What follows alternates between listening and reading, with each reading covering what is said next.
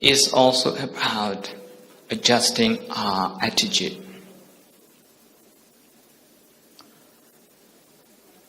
Usually we don't see anger as pain.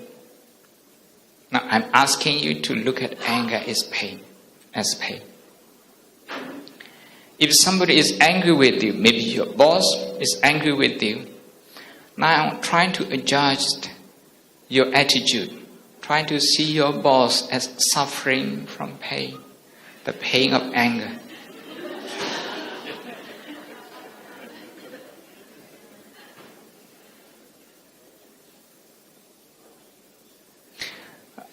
Because he's more powerful, because he has more authority at work, it doesn't mean he has no suffering.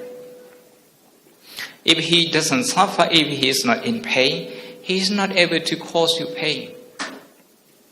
As simple as that. So to relate to his pain is very important. If you can't relate to his pain, there is a war between you and your boss.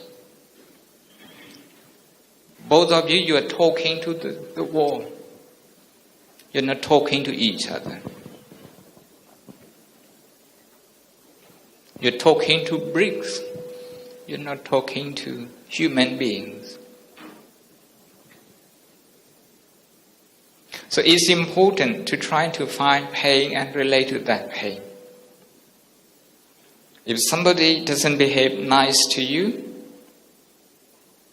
and trying to relate to this person's pain, at first it's a little bit difficult, but it's not that difficult. It's not that difficult. It's one of the easiest things I have ever done. And I have seen people doing. I've been going to Spain for 10 years, Hungary for 10 years, Serbia for the last 6 years. I share this with them. People come with anger, with a sense of injustice, grievances. So, the person you're angry with is not even aware of your anger. You're angry about the person, but the person is on holiday somewhere. And you're torturing yourself. You're torturing yourself. So compassion is the best way to let go. If you make mistake, then you need to connect with your own pain. And to connect with this pain non-judgmentally, without adding good or bad value judgment. Just try to be with the pain, not judging it, not describing it. I usually use the word stare at the pain, but don't describe it. Just to simply stare at the pain, be in touch with the pain.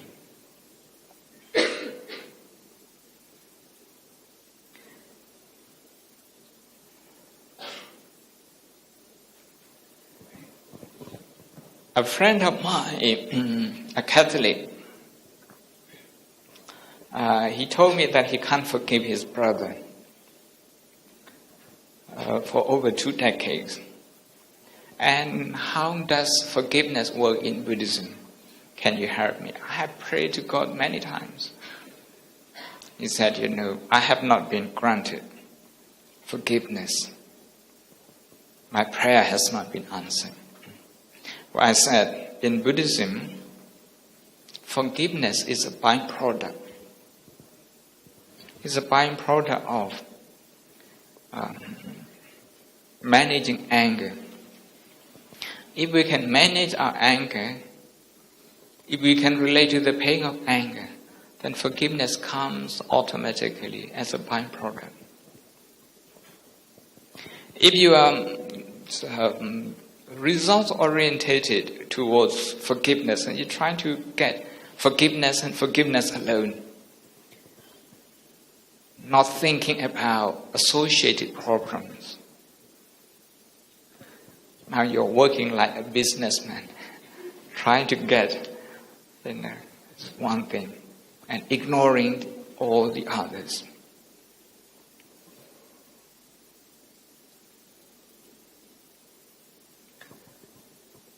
We are in pain in one way or another all the time. All the time. If you sit here for 1 hour, you're going to be in pain because you feel thirsty physically. Then you need to drink. After you have had a drink, then you have to go to the loo.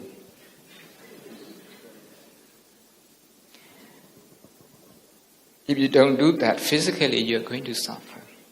Your kidney and not only that psychologically, that will have an impact. Just trying to relate to that. You can relate to everyone's pain. Every 6 or 7 hours we have to eat. And when we are hungry, if we cannot eat, what happens? We feel restless. The body suffers. The mind also suffers. If you can relate to that, you can also relate to everyone. But we are not going to start with this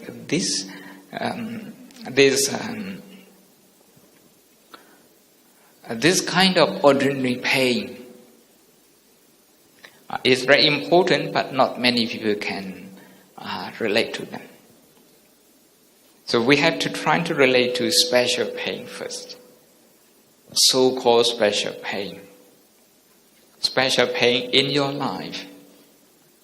If you have been betrayed, if you have been cheated on, if you have been slandered and gossiped about,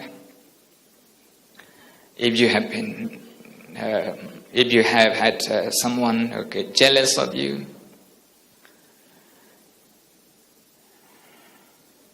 if you have someone trying to talk you down, for whatever reason, now it's time to try to connect with your pain first. When you try to connect with your pain, you're going to see how the mind is going to behave. The mind is going to behave in one of the two ways, one of the two extremes. Either to blame the person or to blame yourself.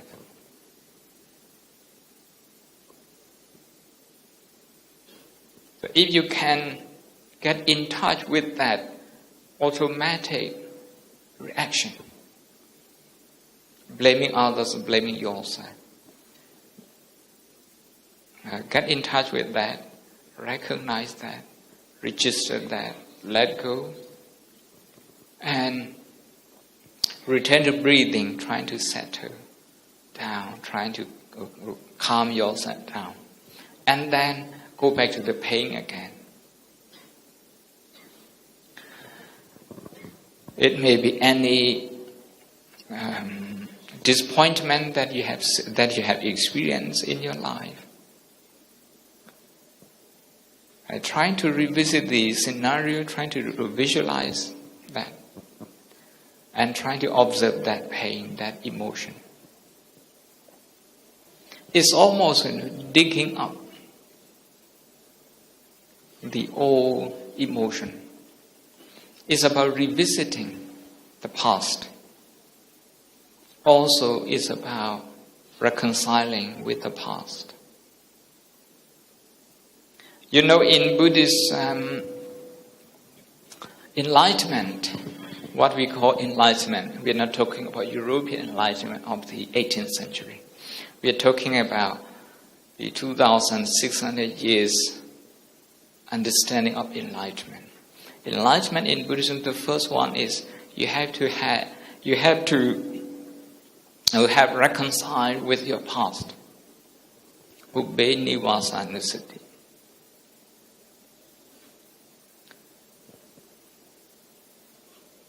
All the emotions that we have, they are all linked to the past. And with that emotional experience, bitterness, the insecurity, the fear, the worry, the anxiety, all those emotions we project to the future. We create a future reflected in the past. So we have no time to live the present moment. This is because we ignore the past. So I'm saying in this session we are going to revisit some of our past experiences, the painful one.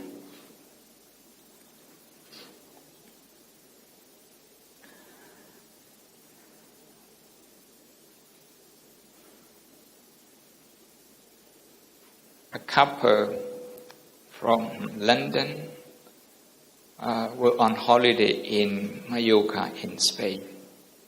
And one day they came to a session with me like this. I asked them to try to relate to pain and to turn that pain, transform that pain into compassion. And they said, wow, in Mallorca, the taxi driver cheated us.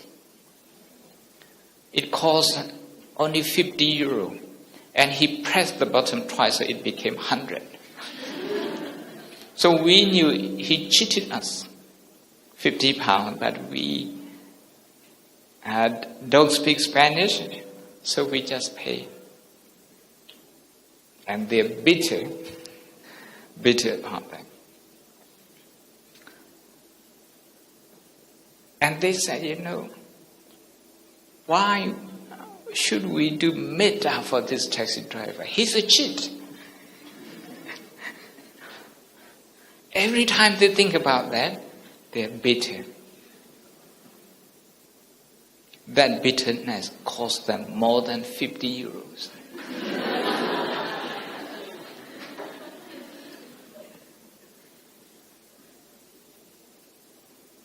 When I was a student, before we set up monastery in Oxford, one day I was invited to Korea. So from my hostel, I was about to go to Heathrow, and I took a cab as well. And it was only £6.50, and then the taxi driver twice, so it's £13. I paid £13, and on the coach to Heathrow, I was observing my emotion, because that any negative emotion could cost me more. £13, okay, is possible to measure that, to replace that. But emotional damage, if I develop distrust towards taxi drivers, what would happen? That distrust would be passed on to other people, even to my brothers and sisters, to my loved ones. That would be very costly. So the first thing I did was to try to connect with the pain of that taxi driver, that he has had to behave that way.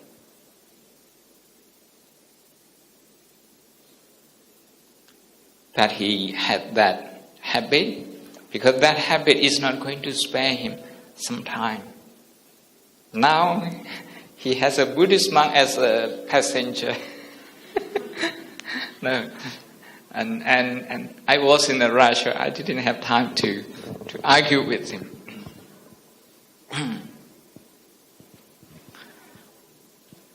Whenever we come across pain, emotional pain, for example, anger, irritation, disappointment, whenever we come across it, we are always at a crossroad.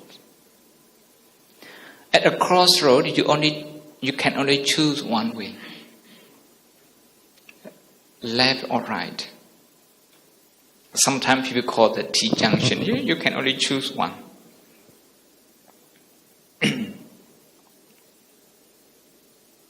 One is bitterness, negative emotion. The other is compassion. Anger, bitterness, all the negative emotions, they drain you. They drain you physically, psychologically. When you're angry, your mind is going to register only negative things in the world.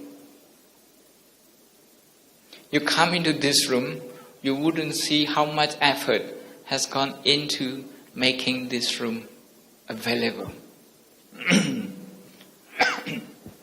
You wouldn't see that. Maybe you're going to see, one little inconvenience, and your mind straight away enlarges that. It's a suffering creating habit, a habit that creates suffering.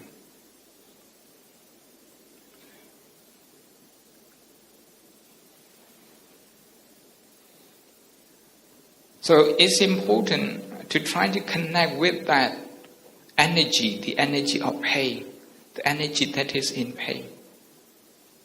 Because it can turn into anger, it can turn into needless criticism just for its own sake. It can turn into anxiety, insecure feeling, worry, all the negative emotion.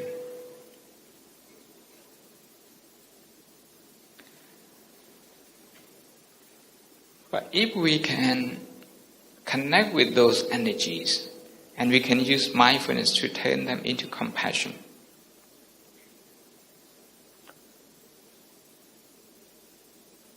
compassion is a positive energy. It's a positive energy. Today in the West, we have positive psychology. No, very recent. Very recent. Before that, until 2000, from around 60 to 2000, something like that, a professor from Harvard University did a literature review on the literature of psychology. He found that for every 21 books and articles, publication on negative psychology, there's only one positive. The ratio is 21 to 1. If you translate this to the way we live, okay, you are happy just for one day every 3 weeks.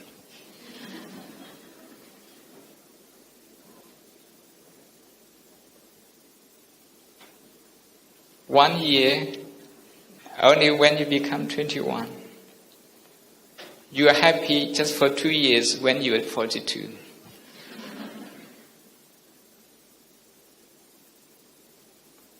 So even psychology has problems.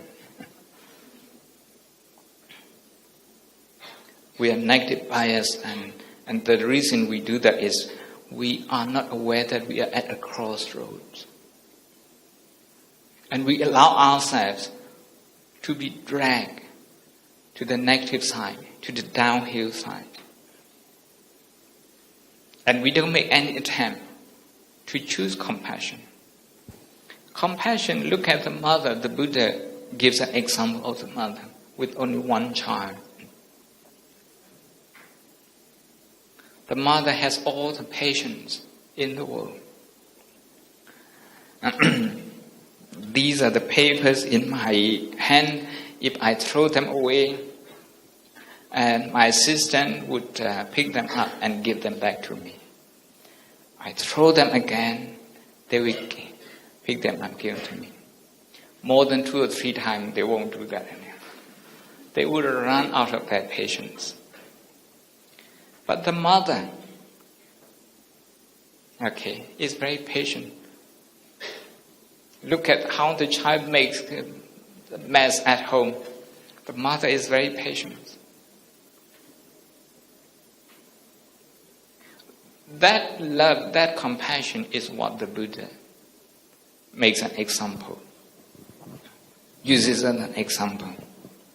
Only in one child. That means when you're angry, your anger is the only one and only child at that moment. You have to give full attention to this. I mentioned earlier in psychology, education of attention.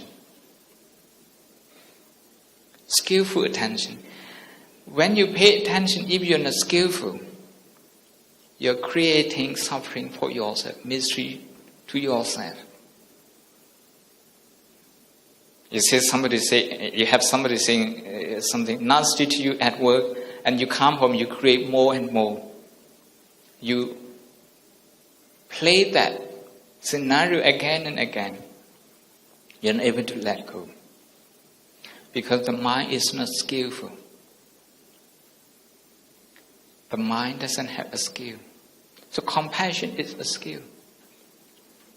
But in Pali, skill is called kusala. Kuto in Burmese, kusala, skill. Happiness is a skill. Compassion is a skill. Letting go is a skill. To get angry, you don't really need any skill.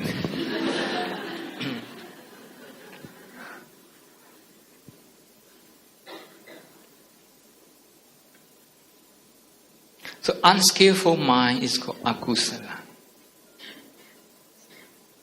Unskillful.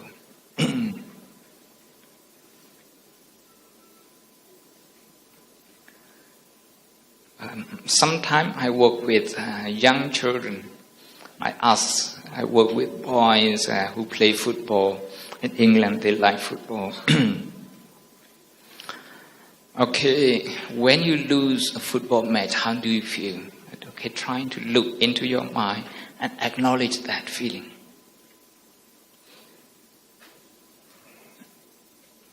Slow and deep breathing and acknowledging that feeling.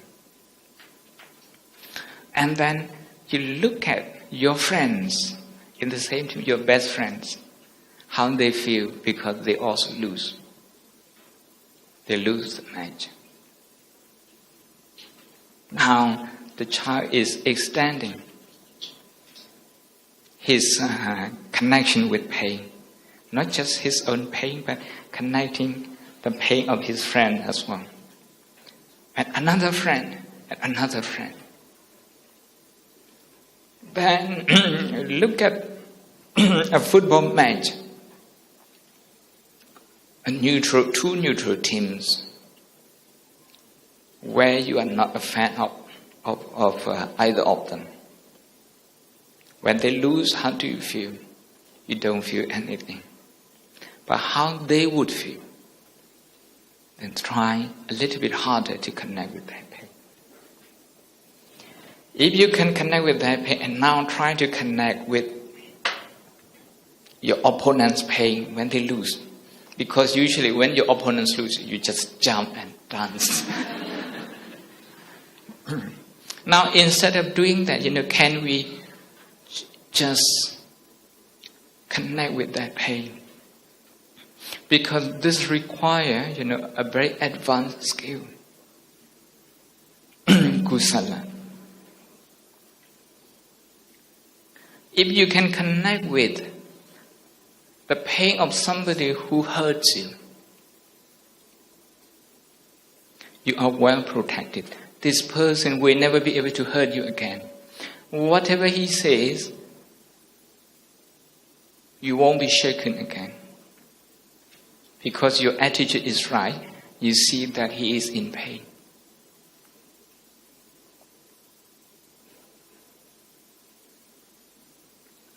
And this attitude is very important.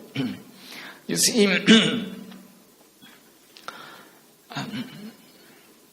the Buddha was able to forgive people because he looked at pain in the right way. It's called right view, sammaditthi, right view. The Buddha said pain is impersonal. That pain can happen to anyone. And when we personalize pain, we do so because we feel insecure. We identify with pain and we present ourselves as victim, as having done injustice, having been done injustice, having received injustice from someone. And we want this to be addressed. It's okay at the institutional level that we need to address justice and all that. But at the emotional level, if we cannot turn this into compassion,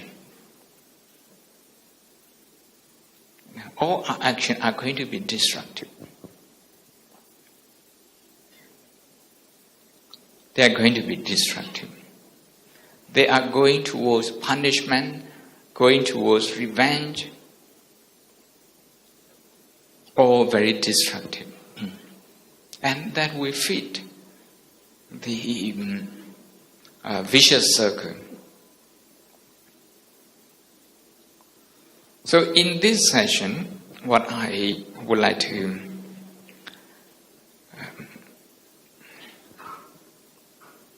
suggest that we are going to do is to try to connect with our pains, first our own pain.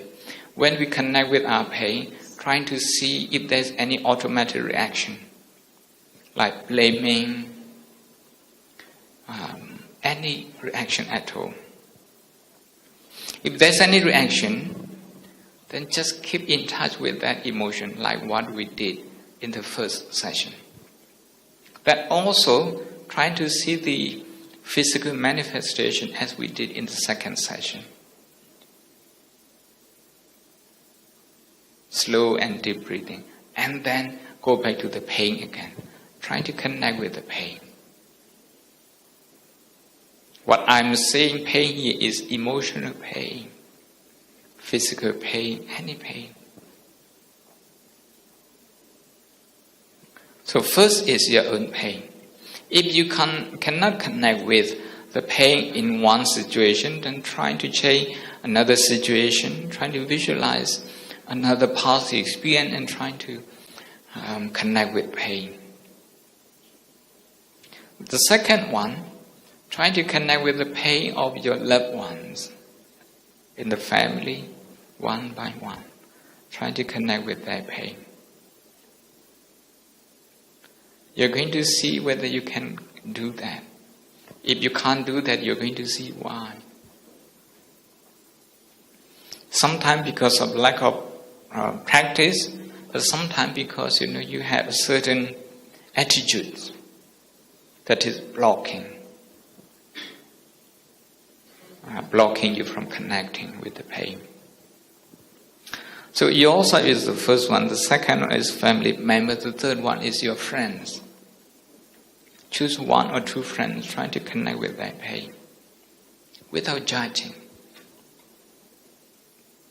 Without judging. Something that makes them suffer or unhappy, agitated, angry, restless, whatever. And the fourth one is your colleagues at work or in the society. Like that. And the last one, the person you don't like or the person who doesn't like you. Trying to connect with that person's pain. Remember, anyone who is angry is in pain. Who is jealous is in pain. Who feels insecure is in pain. Those are emotional pain. So if you look at them as pain as pain, pain as pain, you see pain as pain, you are having the right attitude, right view. And that's the basis for compassion. So once you are connected with that pain, with your own pain, Stay with that pain, feel that pain. And in the end, tell yourself, may I be free from this pain. The same with your loved ones. After you have felt that pain, then may you be free from this pain. Simply wish them that. Up to number 5, the person you think doesn't like you or you don't like that person. Trying to connect with that pain and wish them to be free from that pain. 15 minutes. Okay.